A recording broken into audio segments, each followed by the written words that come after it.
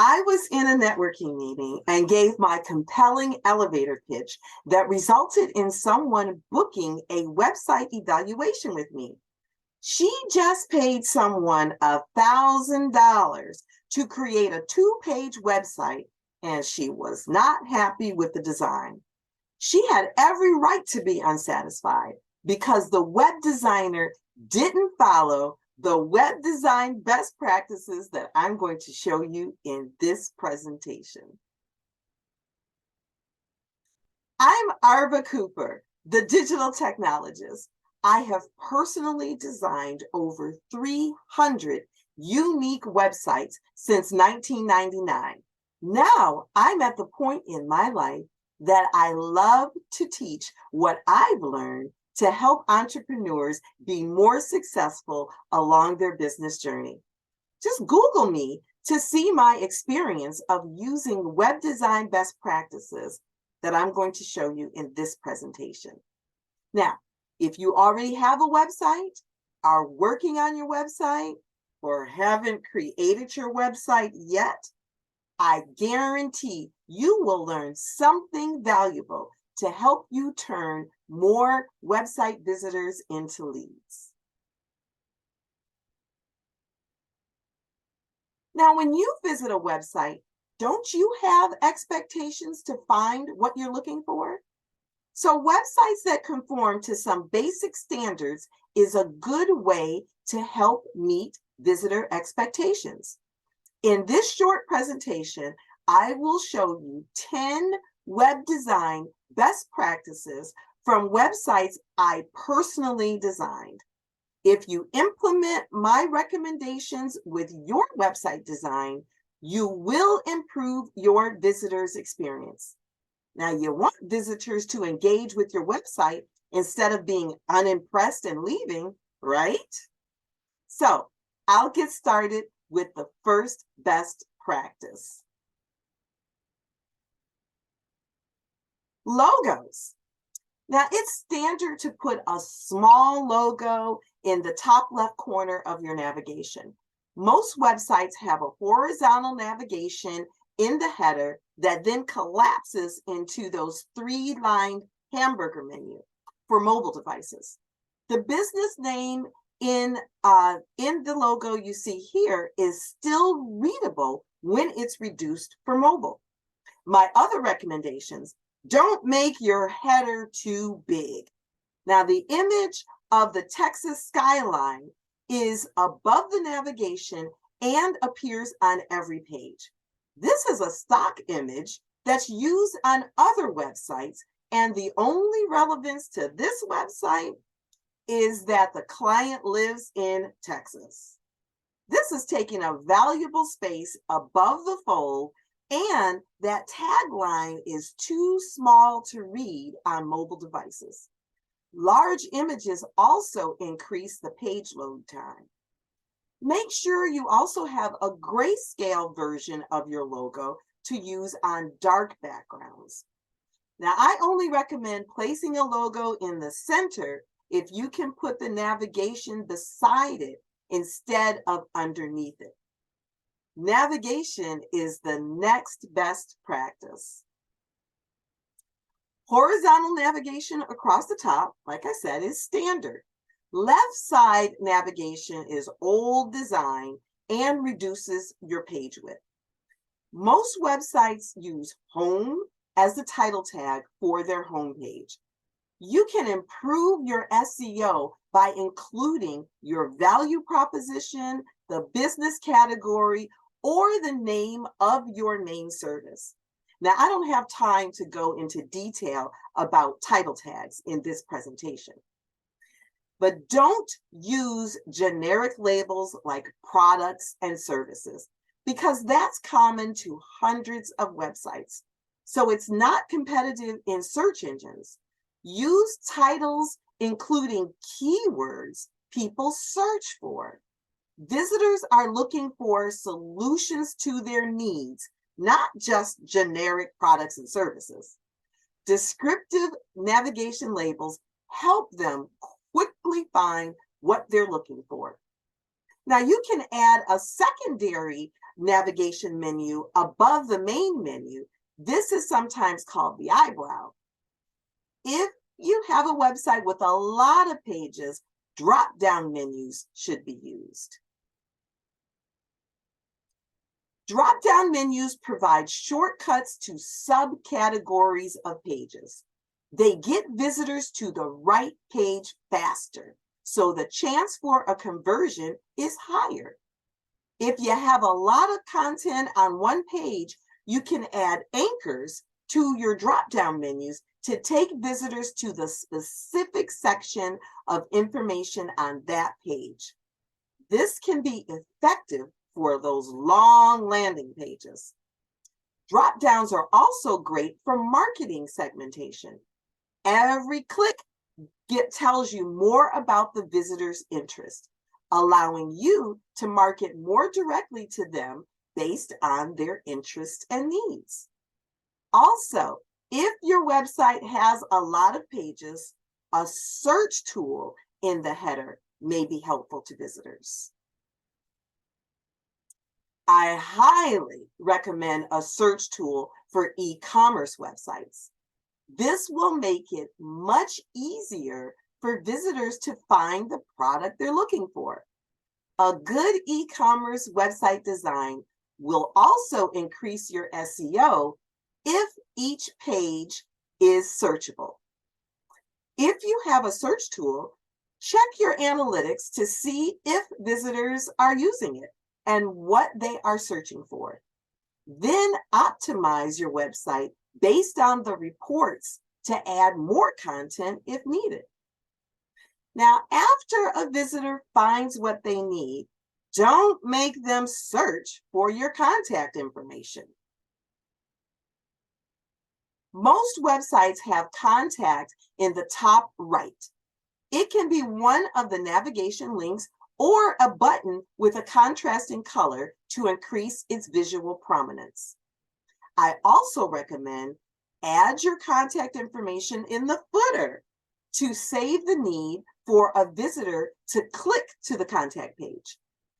Contact information should include your business name and or your name, phone number, and email address. Now, contact forms are better than just providing your email address because you can collect more visitor information. Besides, putting your email address on your website opens the risk of those automated web tools scraping your email address and using it for spam. Now, you need more than a contact button or a link for a visitor to take action. A call to action guides visitors to do something. A good call to action is more than just contact us or read more. It should have more specific action-focused verbs like the ones shown here. A more specific call to action gives the visitor a reason to click. Look at this example. The first one says, ready to get started? Let our team of dedicated specialists help with your needs, whatever they may be. Contact us. Now, that's not really a good call to action. But the second one, need an extra hand in the lab? Our team of full-time certified lab safety specialists can help with testing, compliance, and certifications. Schedule a call with a lab specialist. We'll respond within 24 hours. Now, that's a more specific call to action and gives the visitor a reason to click. Next, I'll show you where to place your social media icons. Now, website traffic is hard to win and easy to lose. The header is the most prominent area of your website, so don't intentionally lead visitors away. If your visitors click on a social media icon, they'll go to a website that specializes in visitor engagement.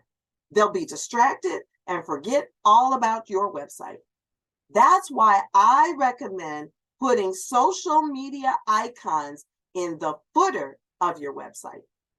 Social media icons in the header may be good for beauty, entertainment, and niche websites where brand awareness and followers are vital. Now, you know where to place, what to place in the header and the footer. Now I'll talk a little about your page content. The home page H1 header should be the most prominent text on your website. This is the area above the fold. Now, I've seen it used for the following 4 things: a full width photo that takes up too much space, unless the photo is your actual product, repeating the business name.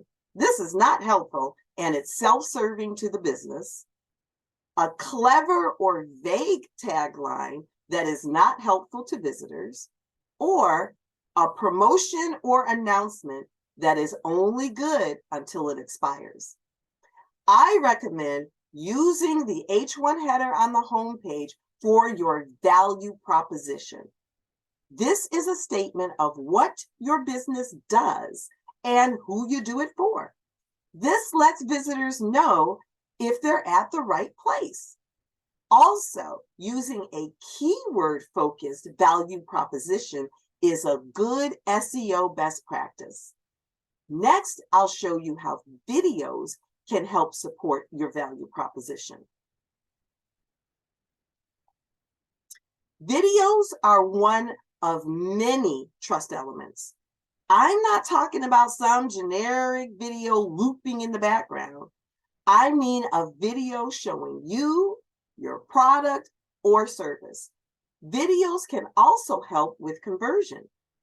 Consider changing some of your text to video. This is especially effective when the information is critical. Here are 3 great opportunities to use video.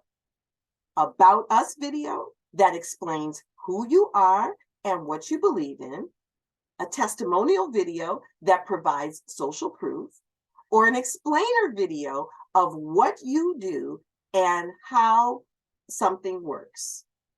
I also recommend use people instead of objects or scenery.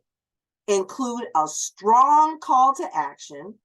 Create a good thumbnail image to increase the percentage of visitors playing the video. And finally, take the best quote out of the video and add it to the thumbnail so people will get the message even if they don't play the video. Finally, you want to make sure your overall design looks good on all devices. You want to make a good impression and reach all audiences. I've given you a few web design best practices you should know and follow, but you should still be creative to differentiate your website from all the others. Most do-it-yourself website builders use templates. Now, templates are great for design ideas if they can be customized to give every website design a unique look. Now, I've designed over 300 websites, but none of them look the same or like the original template. My clients are all different, and I like to design websites that reflect who they are. I'm showing you an example of a website for an author that writes children's books. Now, I didn't follow all my best practices, but she loves her website and she's getting a lot of business. Make sure to always check your design on multiple devices and screen sizes. Don't just rely on the website builder preview. I had to make a few adjustments to ensure this website displayed properly on desktop, tablet, and mobile devices.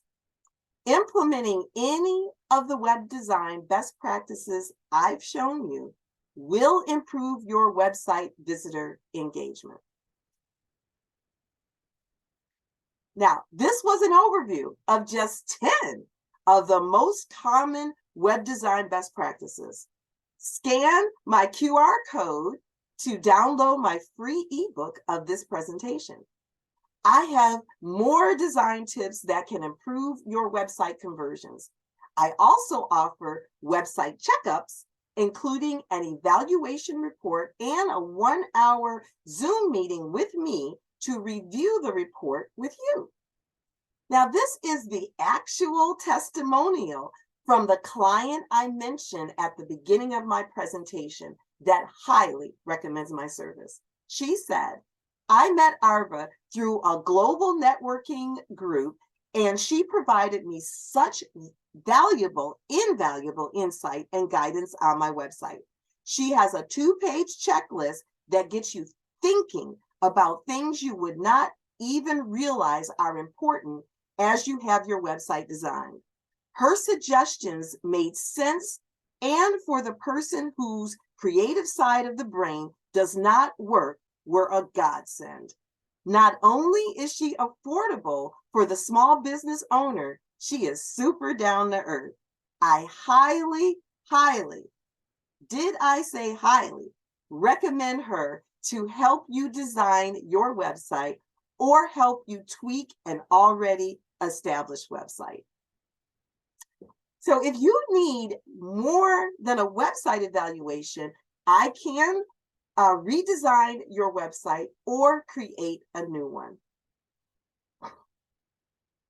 Now, if you found value in what I presented, subscribe to my mailing list to receive more marketing tips and notification of my upcoming training events. I also have a special offer to launch your digital marketing within 60 days. I will work with you to create a website or landing page, a promotional video, email drip campaign, and social posts. Just scan the QR code for more details. Schedule a free marketing consultation with me to discuss how I can help you convert more prospects into customers with effective digital marketing. I'm Arva Cooper, the digital technologist. Thank you.